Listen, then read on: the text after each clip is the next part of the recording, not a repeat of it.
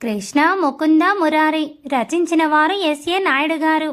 అంతా షాకింగ్గా చూస్తున్న వేళ మహేంద్రవర్మ చుట్టూ ఉన్న వాళ్ళందరినీ గమనించాడు. మీలో చాలామందికి ఇక్కడ ఏం జరిగిందో అనే విషయం కాస్త అర్థమైనా ఎలా జరిగింది, ఎందుకు జరిగింది అనే విషయాలు మాత్రం అసలు అర్థం కాలేదని నాకు తెలుసు. పరిస్థితులన్నీ చక్కబడ్డాక నా కొడుకు కోడలతో ఒక రిసెప్షన్ పార్టీ ఏర్పాటు చేసి అందులో మీ అందరికీ అనుమానాలన్నీ క్లియర్ చేస్తాను. ప్రస్తుతం మాకు కొంత పర్సనల్ ప్రైవసీ కావాలి కనుక మీరంతా అన్యదా భావించకుండా ఇక్కడి నుంచి వెళ్ళిపోతే బాగుంటుంది అన్నాడు మహేంద్రవర్మ వినయంగా. దాంతో ఎంగేజ్మెంట్ ఫంక్షన్కి వచ్చిన వాళ్ళంతా ఒక్కొక్కరిగా అక్కడి నుంచి వెళ్ళిపోయారు.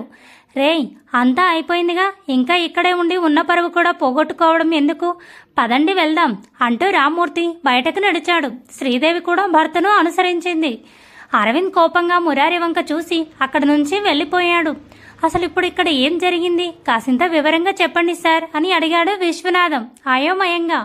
చూడండి విశ్వనాథం గారు, ముందుగా అయితే నా పెద్ద కొడుక్కి ఈ అమ్మాయితో పెళ్లి అనుకుని నిశ్చితార్థం చేసుకున్నాం. కాకపోతే మా అబ్బాయి మీ అమ్మాయి ఒకరినొకరు ప్రాణంగా ప్రేమించుకుంటున్నారని మాకు నిన్ననే తెలిసింది. పిల్లల ఇష్టాల కంటే మనకు కావాల్సింది ఏముందని మేమంతా అనుకుని మీతో సంబంధం మాట్లాడదామనే వచ్చాం. ఈలోగా ఈ ఎంగేజ్మెంట్ తతంగం అంతా చూసి మా వాడు ఆవేశం ఆపుకోలేక మీ అమ్మాయి మెడలో తాళి కట్టేశాడు. ఏదేమైనా మీ ఒక్కగానొక్క కూతురు పెళ్లిని మీరు కల్లారా చూసుకునే అవకాశం లేకుండా పోయింది. దానికి కారణం నా కొడుకే, కాబట్టి వాడి తరపున నేను మిమ్మల్ని క్షమాపణ అడుగుతున్నాను అన్నాడు మహేంద్రవర్మ చేతులు జోడించి. అయ్యో, అంత మాట అనకండి సార్. నేను ఎంతో ఆడంబరంగా చూసిన పెళ్లి సంబంధం నా కూతురికి ఇష్టం లేదని, తన మనసులో మరో వ్యక్తి ఉన్నాడని నాకు కూడా రాత్రే తెలిసింది. అప్పటి నుంచి ఇప్పటి వరకు నా మనసులో ఏదో తెలియని గుబులు. ఇప్పుడు మీ నోటి వెంట నా కూతురు ప్రేమించిన వాడితోనే తనకు పెళ్లి జరిగిందని అని విన్నాక నా జీవితానికి అంతకంటే గొప్ప సంతోషం ఇంకొకటి లేదు అనిపిస్తుంది. మీరు గొప్పవాళ్ళు, మీకు చెప్పేటంత వాడిని కాకపోయినా ఒక తండ్రిగా నాదొకటే మనవి, ఎట్టి పరిస్థితుల్లోనూ నా కూతురు కంట్లో కన్నీటి చుక్క మాత్రం రానివ్వకండి అన్నాడు విశ్వనాథం వినయంగా. ఆ విషయంలో మీరేం భయపడకండి అంకుల్, మీ అమ్మాయి అంటే నాకు ప్రాణం, తనని అంత గొప్పగా చూసుకుంటాను, నన్ను నమ్మండి అన్నాడు మురారి కృష్ణ చేయి పట్టుకొని. అప్పటి వరకు అంతా విచిత్రంగా చూస్తున్న కృష్ణ మెడలో తాళి చూడగానే ఒక్కసారిగా మురారిపై పీకల్లోతు కోపం ముంచుకొచ్చింది. వద్దు వద్దు అంటున్నా వినకుండా నా జీవితం నాశనం చేశావు కదరా అంటూ కోపంగా కొట్టడానికి చెయ్యెత్తింది కృష్ణ. అయితే అంతకంటే ఫాస్ట్గా ఆమె చెయ్యి పట్టుకొని ఆపేసింది ముకుంద. కృష్ణ స్నేహితురాలు వైపు చురుగ్గా చూసింది. తాళి కట్టిన భర్తపై చేయి చేసుకోవడం సంస్కారం కాదు అంది ముకుంద సీరియస్గా చూస్తూ. ఆడపిల్ల ఇష్టంతో సంబంధం లేకుండా బలవంతంగా మెడలో 3 ముళ్ళు వేస్తే అది పెళ్లి అయిపోతుందా అని అడిగింది కృష్ణ కోపంగా. అంటే ఇప్పుడేమంటావు, నీకు మురారి అంటే ఇష్టం లేదంటావు అంతేనా అని అడిగింది ముకుంద సూటిగా. ఆ విషయం వీడికి 100 సార్లు చెప్పాను, ఇప్పటికీ చెప్తున్నాను, వీడంటే నాకు ఇష్టం లేదు, లేదు ఎప్పటికీ రాదు అంటూ గట్టిగా అరిచింది కృష్ణ. ఓహో అవునా, అయితే అదే మాట నా మీద ఒట్టేసి చెప్పు అంటూ కృష్ణ చెయ్యి తన నెత్తి మీద పెట్టుకుంది ముకుంద. కృష్ణ ఒక్కసారిగా కంగారు పడి చెయ్యి వెనక్కి లాక్కుంది. అప్పటి వరకు ఉన్న కోపానికి బదులు బాధ తన్నుకొచ్చి కన్నీళ్లతో మౌనంగా తలదించేసింది. పిచ్చిదానా, మనసులో వాడిపై ఇంత ఆశ పెట్టుకొని అందరినీ మోసం చేసేస్తున్నాను అన్న భ్రమలో నిన్ను నువ్వే మోసం చేసుకోవాలి అనుకున్నావా? అసలు ఇంత ఫూలిష్గా నువ్వు ఎలా ఆలోచించావే? నేను హ్యాపీగా ఉండడం కోసం నువ్వు లైఫ్ లాంగ్ ఏడుస్తూ బతికేద్దామని డిసైడ్ అయ్యావా?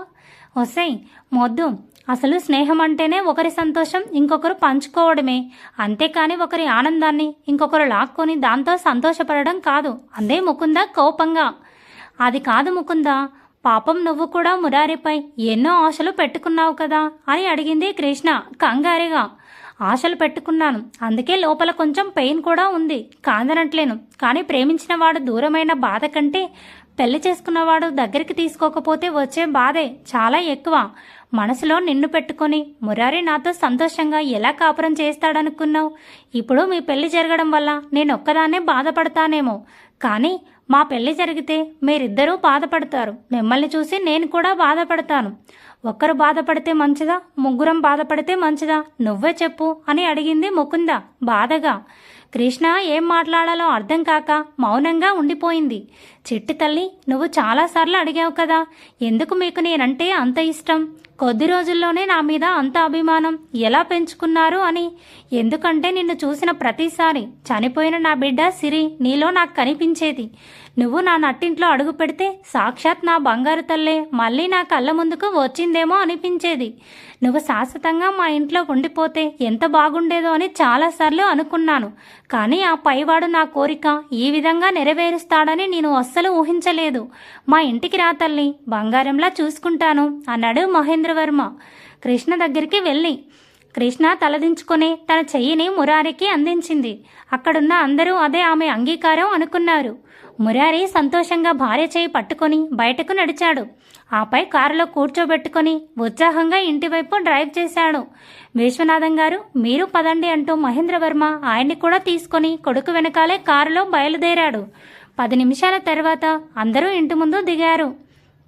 ఒరే, ఇక్కడే ఉండండి, లోపలికి రాకండి అంటూ హడావిడిగా లోపలికి వెళ్ళి అందరినీ పిలిచింది వరలక్ష్మి. ఆవిడ పిలవడంతో అందరూ హాల్లోకి పరిగెత్తుకొచ్చారు. గుమ్మం దగ్గర మురారి పక్కన నిలుచున్న కృష్ణ మెడలో తాలిబొట్టు అందంగా మెరుస్తుంటే ఒక్కసారిగా అందరూ ఆశ్చర్యంగా చూశారు. రే పెద్దోడా, ఏంట్రా ఇది, సంబంధం మాట్లాడతానని చెప్పి ఏకంగా పెళ్లి చేసుకొచ్చావు అని అడిగాడు సిద్ధార్థవర్మ ఆశ్చర్యంగా. అవును పెదనాన్న, ఎలాగో పరిస్థితుల ప్రభావం వల్ల చిన్నన్నయ్య పెళ్లి హడావిడిగా గుడిలో చేసేశాం. కనీసం పెద్దన్నయ్య పెళ్లినైనా మన రేంజ్లో గ్రాండ్గా చేస్తే బాగుండేది. కనీసం కల్లారా చూడ్డానికి కూడా మాకు అవకాశం లేకుండా చేసేశారు అన్నాడు అర్జున్ నిరాశగా. ఇందులో నాకేం సంబంధం లేదు, ఉన్నాడుగా మీ అన్నగారు, అంతా వాడిదే. లేడికి లేచిందే పరుగు అన్నట్టు ఆయన గారికి అనిపించడమే ఆలస్యం. మీకే కాదు, అక్కడున్న మాకు కూడా ఆయన గారి పెళ్లి చూసే భాగ్యం కలగలేదు. 4 గోడల మధ్య మూడో మనిషికి తెలియకుండా 3 ముళ్ళు వేసేశాడు అన్నాడు మహేంద్రవర్మ కోపంగా. సరే, జరిగిందేదో జరిగిపోయింది, దాని గురించి తర్వాత మాట్లాడుకోవచ్చు. శ్రీవల్లి, ముందు నువ్వు వెళ్ళి హారతి తీసుకురా అని పురమాయించింది వరలక్ష్మి. దాంతో పూజగదిలోకి వెళ్ళి శ్రీవల్లి హారతి వెలిగించి తీసుకొచ్చింది. ఆపై నూతన దంపతులిద్దరికీ హారతి ఇచ్చి కృష్ణ నుదుటిపై బొట్టు పెట్టింది. హారతి ఇచ్చిన ఆడపిల్లకు కట్నం ఇవ్వాలి కనుక ఎంతో కొంత పళ్ళెంలో వేసేయండి బావగారు అంది శ్రీవల్లి నవ్వుతూ. దాంతో మురారి తన పర్సులోంచి కొంత డబ్బు తీసి ఆ పళ్ళెంలో వేశాడు. ఇక ఇద్దరు ఒకేసారి కుడికాలు ముందు పెట్టి లోపలికి రండి అని చెప్పింది వరలక్ష్మి.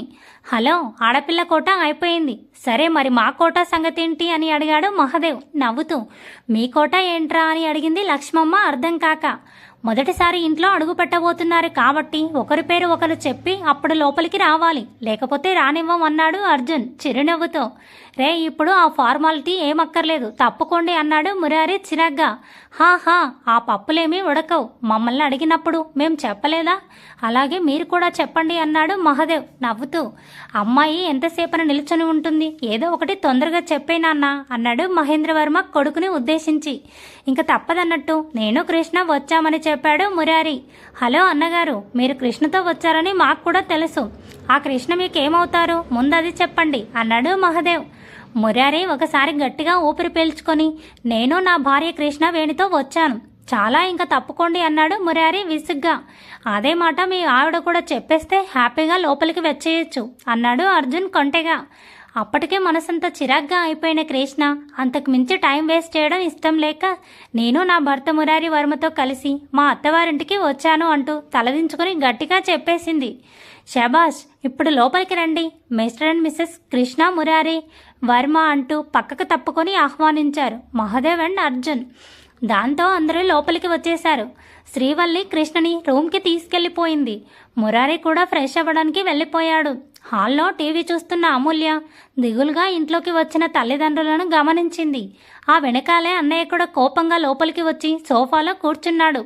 వెలుగుతూ వెళ్ళిన మొహాలు మాడిపోయి తిరిగి వచ్చాయంటే అక్కడ ఎంగేజ్మెంట్ జరగలేదన్నమాట. మరేం జరిగింది అని అడిగింది అమూల్య సీరియస్గా. శ్రీదేవి అక్కడ జరిగిందంతా వివరంగా కూతురితో చెప్పింది. ఎల్లెల్లి ఎంగిలాకులో కాలెట్టినట్టు నువ్వేం చేసినా అది ఆ వర్మగారి ఫ్యామిలీకి సంబంధించిందే అవుతుంది. ఏంట్రా, ఇలా అనుకోకుండా జరుగుతుందా, లేక నువ్వు కావాలనే వాళ్ళతో పెట్టుకుంటున్నావా? ఏదైతే ఏంటి, వాళ్ళిద్దరూ ఒకటయ్యారు, మధ్యలో నువ్వు బఫూన్ అయ్యావు. ఇట్స్ ఓకే, ఇదేమీ నీకు కొత్త కాదు కదా. గట్టిగా మందు కొట్టి 4 రోజులు పడిపోతే ఆటోమేటిక్గా అంతా మర్చిపోతావు అని చెప్పి వెళ్ళబోయింది అమూల్య. నువ్వు ప్రేమించిన అర్జున్ కూడా ఆ ఇంటి మనిషే అన్న విషయం మర్చిపోయినట్టున్నావు. ఈరోజు నాకు వచ్చిన పరిస్థితే ఏదో ఒకరోజు నీకు కూడా వస్తుంది. ఆ రోజు నా బాధ ఏంటో నీకు అర్థమవుతుంది అన్నాడు అరవింద్ సూటిగా. ఒకవేళ నువ్వన్నట్టు నా అర్జున్ ఇంకొక అమ్మాయిని ప్రేమిస్తే నేను నిస్సంకోచంగా పక్కకు తప్పుకుంటాను. ఎందుకంటే నాకు భార్యను ప్రేమించేవాడు కావాలి, బలవంతంగా భరించేవాడు అక్కర్లేదు అంది అమూల్య సీరియస్గా. అప్పటికే జరిగిన సంఘటన వల్ల బాధగా కూర్చున్న రామ్మూర్తి మరియు శ్రీదేవి వాళ్ళ మాటలు విని ఆశ్చర్యపోయారు. రే నాన్న, మధ్యలో ఈ అర్జున్ ఎవర్రా అని అడిగింది శ్రీదేవి అర్థం కాక. సిరి వాళ్ళ అన్నయ్య, అదే ఆ మహేంద్రవర్మ వాళ్ళ తమ్ముడు కొడుకు. వాడినే నీ చిన్న కూతురు లవ్ చేస్తుంది. ఆ రోజు నచ్చినవాడు కనబడితే చెప్పా పెట్టకుండా వెళ్ళిపోతానని చెప్పింది వాడి గురించే అన్నాడు అరవింద్. ఏమే, ఈ ప్రపంచంలో ఆ వర్మగారి కుటుంబం తప్ప ఇంకెక్కడా ప్రేమించడానికి మనుషులే లేరా? మీ అక్క వల్ల మీ అన్నయ్య వల్ల ఆ కుటుంబం ముందు తలదించుకుంది సరిపోదా? ఇప్పుడు నీ వల్ల కూడా వాళ్ళ ముందు అవమానపడాలా? అయినా ఎన్నిసార్లు చీకొట్టి అవమానించినా తిరిగి తిరిగి అక్కడికే వెళ్తారంటారేంటే సిగ్గు లేకుండా అన్నాడు రామ్మూర్తి కోపంగా. మనుషులు అన్ని చోట్ల ఉన్నారు నాన్న, కానీ నాకు నచ్చిన మగాడు మాత్రం ఆ ఫ్యామిలీలోనే ఉన్నాడు. అయినా మీరందలా భయపడక్కర్లేదు. ఒకవేళ వాడు నా లవ్ యాక్సెప్ట్ చేస్తే ఆ తర్వాత మీకు ఏ ప్రాబ్లం లేకుండా దాన్ని ఎలా సక్సెస్ చేసుకోవాలని నాకు బాగా తెలుసు అంటూ అక్కడి నుంచి వెళ్ళిపోయింది అమూల్య. ఎదిగిన పిల్లల వల్ల ఏ తల్లిదండ్రులకైనా సంతోషం దొరుకుతుంది. మనమేం పాపం చేశామో వీళ్ళ వల్ల భరిస్తున్న కొద్దీ బాధలే పెరుగుతున్నాయి అంటూ కోపంగా తన రూమ్కి వెళ్ళిపోయాడు రామ్మూర్తి. శ్రీదేవి కూడా కొడుకు వంక చిరాగ్గా చూసి కిచెన్లోకి వెళ్ళిపోయింది. సమయం రాత్రి 8 గంటలు. అందరూ భోజనానికి కూర్చున్నారు. రే నాన్న, కృష్ణ మధ్యాహ్నం కూడా ఏమీ తినలేదు, వెళ్ళి భోజనానికి పిలుచుకురారా అని చెప్పింది వరలక్ష్మి.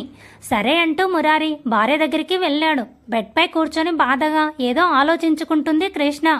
ఏంటి మేడం, నన్ను మనసులో బండబూతులు తిట్టుకుంటున్నట్టున్నారు అంటూ సీరియస్గా కృష్ణ పక్కన కూర్చున్నాడు మురారి. ఆ మాటలు విని కృష్ణ తలెత్తి చూసింది. అవును, అసలు ఆ అరవింద్ గాడి గురించి మీకు ఏం తెలుసని ఇంత హడావుడిగా ఎంగేజ్మెంట్ ప్లాన్ చేశారు? వాడొక రోగ్ తెలుసా? నా చెల్లిని ప్రేమ పేరుతో మోసం చేసి చంపేశాడు. మా బాబాయ్ చావుకు కారణమయ్యాడు. మా కుటుంబంలో ఆరని చిచ్చు రేపాడు. బదులుగా 6 నెలలు జైల్లో కూడా ఉన్నాడు. ఇవేవీ మీకు తెలీదు. నాకు నువ్వంటే ప్రాణమని చాలాసార్లు చెప్పాను. అయినా నీకు ఒక్కసారి కూడా అర్థం కాలేదు. కానీ నువ్వంటే ఇష్టం, నిన్ను పెళ్లి చేసుకుంటానని 4 మాటలు చెప్పగానే వాడిని మాత్రం గుడ్డిగా నమ్మేసి పెళ్లికి రెడీ అయిపోయావు. నాకు ఇప్పటికీ అర్థం కాని విషయం ఏంటంటే, వాడు మాయతో చెప్పిన అబద్ధాన్ని అంత ఈజీగా నమ్మేసిన నువ్వు ప్రేమతో నేను చెప్పే నిజాన్ని ఎందుకు యాక్సెప్ట్ చేయలేకపోతున్నావు? నా మీద కోపమా, భయమా, లేక నేనంటే అసహ్యమా? చెప్పు కృష్ణ, చెప్పు అని అడిగాడు మురారి సూటిగా చూస్తూ. నీకంటే ముందు నుంచే నేను నిన్ను ప్రేమిస్తున్నాను మురారి, కానీ నీలా బయటకు చెప్పలేదు అంతే. నువ్వు పదే పదే దగ్గరికి వస్తుంటే ఇష్టం లేనట్టు బలవంతంగా నటించడానికి మనసుతో నేను ఒక యుద్ధమే చేయాల్సి వచ్చేది. గుండెల నిండా ఉన్న ప్రేమని కళ్ళెదుట ఉన్నవాడితో చెప్పలేక మౌనంగా మనసులో దాచుకోవడం ఎంత నరకమో నీకు తెలియదు మురారి. ఈరోజు నేను వద్దనుకున్నా, నాది కాదు అనుకున్న మన బంధం ముడిపడిపోయింది. నేను ఈ నిజాన్ని ఖచ్చితంగా యాక్సెప్ట్ చేస్తాను. కాకపోతే ఇప్పుడే కాదు, దానికి కొంచెం టైం పడుతుంది అంది కృష్ణ సీరియస్గా. ఇప్పుడు నిన్నెవరు అర్జెంటుగా కాపురం చేసేసి పిల్లల్ని కనేయమనటం లేదు కదా. నీకు కావలసినంత టైం తీసుకో. ఎప్పుడైతే భార్యగా నాకు దగ్గరవ్వాలని నీకు అనిపిస్తుందో అప్పటి వరకు నేను నీ చీటికనే వేలు కూడా తాకను. నన్ను నమ్ము అంటూ మాటిచ్చాడు మురారి. థ్యాంక్ యూ మురారి అంది కృష్ణ చిరునవ్వుతో. సరే, కింద అందరూ మన కోసమే వెయిట్ చేస్తున్నారు, వెళ్దాం పదా అంటూ చెయ్యి పట్టుకొని కిందకు తీసుకొచ్చాడు మురారి. కృష్ణ కూడా మారు మాట్లాడకుండా భర్త వెంట నడిచింది.